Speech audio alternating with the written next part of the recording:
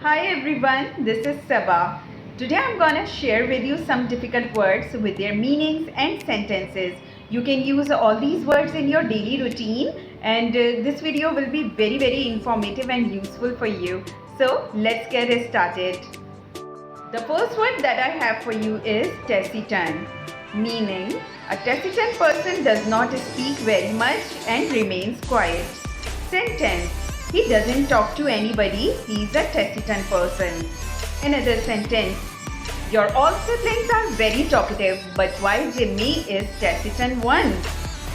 The second word is henpecked, meaning a henpecked husband is frightened of his wife and is in complete control of her. Example: I wish I had a henpecked husband, she said. The second example is, he is a henpecked husband who never dared to contradict his wife. The next word that I have for you is retaliate, meaning to hurt or do something harmful to someone because they have done or said something harmful to you. Sentence: he retaliated because you had insulted him before. Another sentence: Pakistan's military responded by saying it would retaliate against any attacks. The next word is tearjerker, meaning a film, play or book that makes you cry. Sentence: bring a pile of tissues with you when you watch that tearjerker film. Another sentence: I have never read such tearjerker book. The next word is crafty, meaning a clever or cunning person but dishonest as well.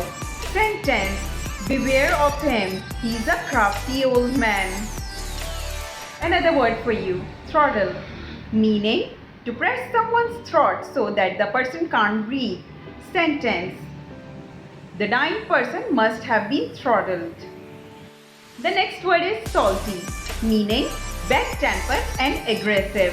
Sentence: I was salty because I had lost the game. The next sentence is, why are you being salty?